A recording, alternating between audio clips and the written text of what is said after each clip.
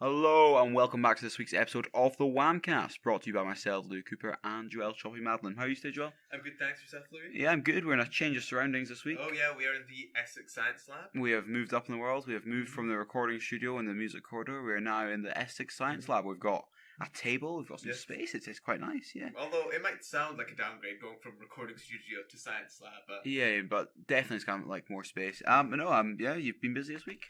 No, not been busy. Luckily, I don't have prelims until I think 2 weeks' time. But yourself, Louis? Just revising, working hard, all that kind of stuff that you're supposed to do when you're doing exams. Yeah. We've got the start of our brand new segment as well to launch in this week's episode. So if for those of you who don't follow Instagram yet, which you all should be doing by now, we made a also post. on Facebook page too. We made a post the other day about our new happy birthday shout-outs. And so we have had a couple people have contacted in because we thought, Millburn be a social place and people not be able to see everyone of COVID nowadays. We thought we'd do a couple birthday shout-outs. Yeah. So first birthday shout-out comes from Ross Danoon and his friends to a boy called Angus White. And they say, "Happy birthday, Angus GD White. We hope you have a good day and enjoy it." And then who else we got in the message from? We have a message from Toby Bell saying that it's his friend's Aidan Pittenger's 16th birthday on the 25th of January, and he's super excited to buy his first lottery ticket, which I didn't realise you had to be 16 to buy your first lottery ticket. I thought it was 18. No, so you can buy like scratch cards and stuff from 16. Alright. Yeah, so I think that's what you do. But you can't buy like actually lottery numbers like Euro Millions. And finally, we've got a message from Abby McKenzie and all the girls at their table saying happy birthday to Freya McLennan, who turns 18 next week. Okay, and that's all our birthday shout-outs. WHAMcast birthday shout-out. If you have a birthday shout-out for anyone coming up, you can contact us at whamcast.podcast@gmail.com. Anyway, into this week's episode. Joel, who are we joined by today? We're joined by Zara Adamu, or is it Adamu? Ikema is my school name, Adamu is my professional name. Your professional okay. Yeah. So we're joined with Zara Adamu. She's a singer. Yeah. You don't sound convinced. I haven't reached that size with Joel. Yeah. No, so just tell us a bit about yourself and how the kind of whole singing career started, because it must be quite a big step to take to go from kind of being from like me and Joel just sing in the shower, to suddenly jumping up to launching your own Spotify pages. International. It's been hard. Getting streams all around the globe. Yeah. Yeah, no, I'm literally like Beyonce now. I have been singing for a long time. I wasn't good at it at the start. I was like actually awful, but I had the like confidence in myself that I was going to be Beyonce.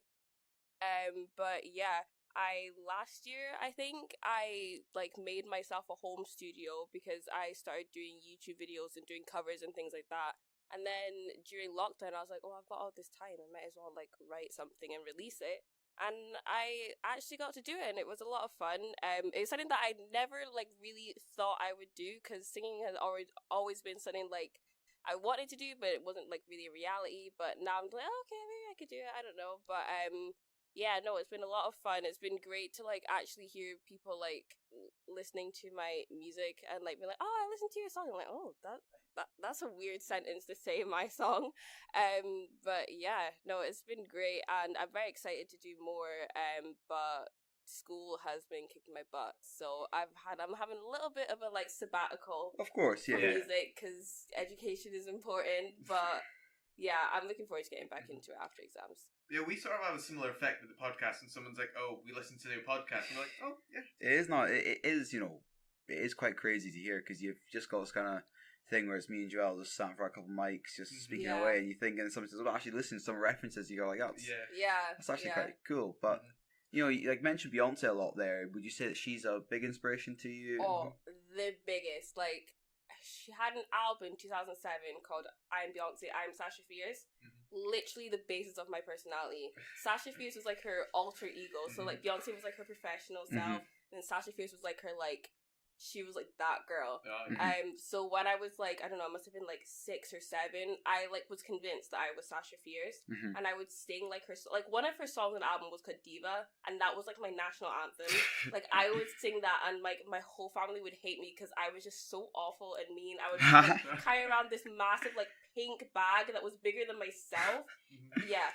But just her whole like vibe, her performance, like her dance routines, the fact that she like was acting and singing and dancing, like yeah, I just thought I was gonna be her because she was like famous. She was so good at what she did. Everybody loved her. She was like a global superstar. But yeah, definitely at the start, she was main inspiration. She got like the early stepping stones to reach the kind of those stages. Yeah. Yeah. For those of you that don't know, Zara actually has a twin. And I actually knew them when they were twins. Yeah. I mean, they still are twins. One of them were twins. Yeah, she's gone now. They are twins. But I always thought They're no longer twins. but I always thought Zara to be the diva one. Yeah. Just keep that out there. Yeah, definitely. Hannah was a lot more shy. Sane. Yeah, sane is a good one as well. Yeah. So she like knew her like limits when it came to singing. She was like, Yeah. okay, I'm just... And she would be like, "No, Zara, this just stop. This is not it." And I'm like, "No, I'm gonna do it. I'm a superstar." I'm sure she like just was very tired of me from the beginning. But yeah. But no, and so you've got 2 songs out right now on Spotify. You got Nuances and Highlands. Yeah. Those are the 2. And you know, but to kind of write your own song is, I imagine, a long process because. Not really. Well, it no, depends. but yeah, because it like depends getting inspiration from. You know, I like take a wild stab in the dark. The Highlands came from by any chance just down the road with you. Actually, no, it was actually big. No, yeah. But yeah, because I think like, and you know, to kind of take the first step like to kind of go into something, because I think, you know, like everyone at least once in their life's been given an English task or a task at home to write a song, write a poem. Yeah. But to actually do it is you know, it is a bit of hard work, I can imagine. Yeah, because. Yeah, you have to like try and make sure it's not cheesy. Like there is a lot of like stereotypical lyrics and like themes, and like obviously in the music industry, love is like a very like cliche thing to write about because it's a universal thing that everybody feels. But I was like, I'm not gonna do that. I don't want my mum hearing about it. Like, do you know what I mean? Like, I don't want to like be putting my business out when I know my mum and my granny's gonna be listening to this. So like, no. And so I would assume it's like everybody's just listening. Yeah, like I don't need them to know about like my love life. So, but actually for me, it wasn't that long of a process. I'm not like a songwriter. Like I wouldn't say like I'm someone who started off songwriting. I was definitely a singer first and just realized that because I liked English and I liked literature and things like that I had a knack for words. But it literally takes me like a session, so maybe like a few hours to write my songs, but it takes me a while to find the idea. But once I find like the idea or the motive behind it, like Nuances, it was literally like a random word generator. Nuances came up, I was like, what does this word mean? I looked it up. I don't think my song even scratches the surface of meaning, but I was like, oh, I can relate this to music and like how, you know, the secret connection that people feel when they listen to music. And that was that. And then Highlands, it was just like, I'm going to write about something around me. Let me write about the Highlands, because I was just sort of thinking about lockdown and how I feel like everybody was going like drives and realised that, the Highlands is actually quite a nice place to live. So yeah, that's what they were about. But it takes a long time for me to find the ideas for the songs, because it's just so easy to write about, 1, something depressing, or 2, about love. And I'm just like, ugh. Try to find something different, you know, like try to be a bit different, but still like, because obviously I'm very inspired by R&B, and R&B is like notorious for being all about love and like depression. Like it's literally rhythm and blues. Like blues is sadness. So I was just like, let me try and like put a spin on it. But yeah, no, the songwriting process is like honestly just like writer's block is like a real thing, and it takes a long time to get out of it. Right. That's the same excuse that I've used for every practice essay or past paper question. Writer's block. Yeah, I feel like you should be able to write that on like an exam. Know what it is and be like, I have writer's block. This is what it is. This is why I can't answer this question. Question 2B, a 500-word essay. How about writer's block? Once again, it's like a single-use card. There's one question that you can just write writer's Oh my block god, I could have used that so much in English. Oh my god, that would have been great. Yeah, so I'm talking about English and all the subjects. Have you had any prelims yet? No, my prelims start at the end of this week. I've taken Advanced Higher Spanish, Advanced Higher French, and Higher History. I'm quite lucky that all my prelims are, I say all my prelims, 3 prelims, are nicely spread out, so I've got a little bit of time to breathe between them. But yeah, they are hard work, and like as I was revising for Spanish, I was like, I'm not as fluent as I thought I was at all. I gotta do some more work because I don't know what they're saying. But Have you thought about singing maybe in French or Spanish, seeing as you're doing advanced hires in them? maybe one day. I just feel like I don't have the like knowledge to write a song in Spanish. It would be Yeah. like basic English. Like the comparison of that would be like, I like cats. This is my dog. This is my family. Like it would be something like that. I couldn't do like the lyricism with like French or Spanish. Yeah, it Maybe seems one quite day though. No, I think my French songs would go as far as "My name is Louis." I have a mom and a sister. Do you want to give us that in French? Really show off. Bonjour, je m'appelle Louis. Wow. Je fais une mère c'est très bien. Yeah, that's my EP, which will be released soon. That was great. Yeah. That was You could really tell somebody good. to come hire French last year. Yeah, so It you've really got tells. so you got 2 songs out at the moment, and is there plans for any more in the future, or once get these prelims over with, and then Yeah, for sure. After prelims, maybe after exams, definitely gonna get writing again. I have been writing, but nothing is really like, you write a lot as, I say as a musician, it feels so weird to call myself that, like I'm literally a school student, but like as someone who likes music or does music, you write a lot and you have a lot of ideas like in like the bank, but it's just like never feels like the right one to release. definitely. But yeah, I've continue writing and I don't know, see where it comes. But hopefully by the end of this year, I'm gonna have 2 more songs out. Okay, so as someone who's kind of like bit the bullet and actually gone out and done it, do you have any advice for maybe anyone who's out there listening to us who's thinking, Yeah. I want to I want to do this, like where do I start, and I feel like a good place, like for me what really helped was lockdown and everybody was just like on Instagram, everybody was doing lives and stuff, so like you got to like connect and network with people who were also like starting musicians who like were in the exact same boat as you. Like there was this girl that I met online during lockdown and she was literally like, we literally released our first singles like within the same like month or two and we really helped each other out. So I would say, one, like, getting to know people, even if it's, like, around you, like, ask people, do you know anyone who's into music, things like that, and, like, really just talking, because, like, you learn so much from another person, and 2, just, like, I was honestly just so scared to, like, do it, because I was like, I don't want to go in school and everyone, like, make fun of me for, like, having a song, but if you just do it, and you, like, you'll be so proud of yourself once you do it, and it's such, like, an actual accomplishment to do, so I would just say, just do it. Even if it sucks, it doesn't matter. It's your first song. Like, if you're, like, in school, like, you're literally, like, 12 to, like, 17, like, it doesn't matter. Like, you're not going to have a whole production behind you. I would just say, just do it and talk to someone, really. But, yeah. Okay, and, so have you thought maybe about taking singing full-time, maybe once you leave school?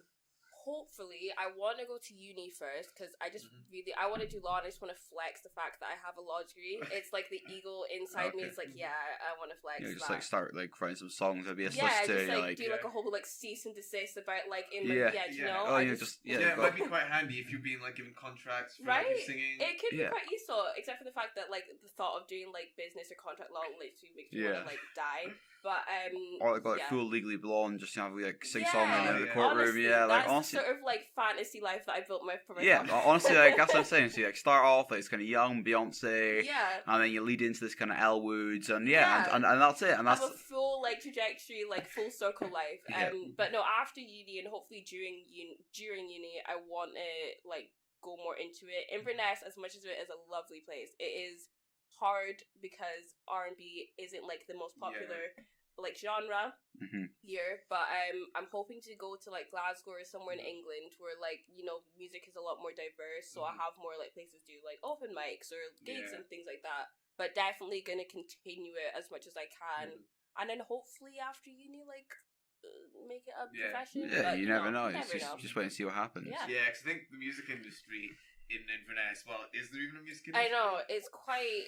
It's there, it's just not... But it's definitely there, and I think like a lot of it's kind of devised of teenage boys who are DJs, but and I'm not sure where you kind of fit into that kind of like Venn diagram of kind of like there's like the girl who sings them anime songs on them high street, and then there's the boys who, and there's like the boys who like play their kind of like decks and stuff, and just trying to squeeze you into that kind of 2 circles. Maybe not.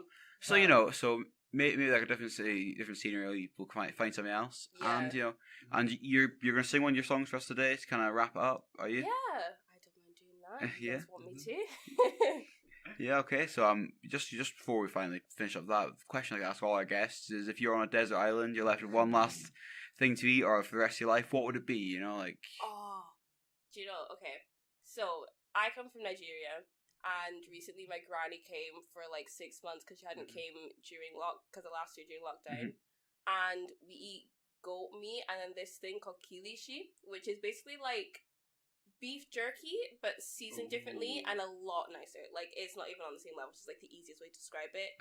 Those two things, there's no carbs, but like those two things I could eat for the rest of my life. Those would be the two things that I would definitely. You know, that sounds good. I actually really like beef jerky, so it seems like something that could taste quite good. It is like literally best thing. It is so spicy that you literally feel like your head is melting. But it is so good, like best thing ever. It reminds me of the time when I was down in London and I was a bit overconfident. I thought I could eat a vindaloo. But the guy was like to me, we don't do a vindaloo here, but we do a fowl. And I was like, oh, that sounds fine.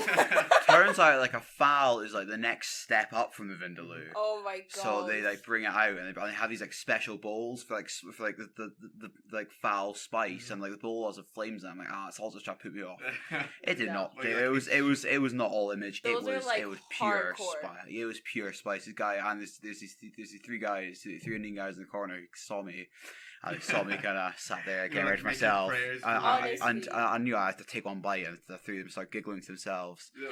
So there was a lot of ice cream for dessert that night. Asians do not play with spice. Any like Chinese, Indian, Thai food, like their spice levels are like through the roof. You know, because like usually I'm quite good with spice and stuff, but it's just a show. He just puts it on for a show. He actually goes to Nando's and gets the lemon and herbs. Yeah, that's it. You know. Yeah, fair. Even lemon and herbs, but Turtle's kick at times. Joking. I'm joking. I was like, I'm gonna walk out right now. I am an extra hot Nando's user. Oh wow, impressive. Yeah. Even I don't go that hot sometimes. Yeah, I just go normal hot. Yeah. Maybe from feeling bold, I go extra hot. Yeah, but isn't extra hot just more sauce? Is that what it is, or is it something like that? It's like supposedly just more sauce. Which... Because I normally do the hot and the extra hot sauce, and like it's not really that different, but it like boosts my confidence a little bit. Yeah. Anyway, why Louis does it. Yeah, that's exactly it. It's just all like pure ego eating. You know, that's all I'm doing. Yeah, I feel like that is like literally the meaning behind the Nando's like spice ladder. It's like, how good do you feel about yourself? Yeah. Anyway, so thank you very much for coming on. It's been good to speak to you, and all the best, the career and what's to come. Any other birthday shout outs, you can email us, whamcast.podcast@gmail.com. And find us on Instagram, that's _WHAMcast. And we also have a Facebook page if you're into Facebook. If you launch them there, or if your mum wants to follow us, you can get us on Facebook. Anyway, hopefully see you all next week for another edition. And singing us off this week with her new hit song, Highlands, is Zara Adamu. So, for those who don't know, Highlands is in the north of Scotland. It is freezing. Absolutely freezing. But there is wildlife, nature, good vibes, so much to discover, so much to see. History, culture. It is my home. Yeah, the cold is rushing by my face.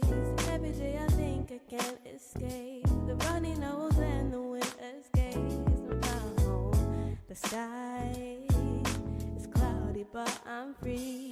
Drive around here on 30. I look into the mountains, see my peak. I love it. Air is fresh. I take a deep breath and I see it crystal clear.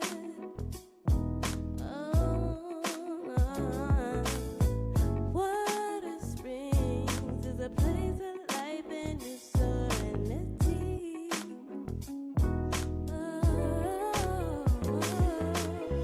Beauty sings. It's the look, catch a wind, there's hope. Castle on the road to the place of discovery. It's all right in front of me. I'm right where I wanna be, yeah. And I know that you're jealous of the place of your heart.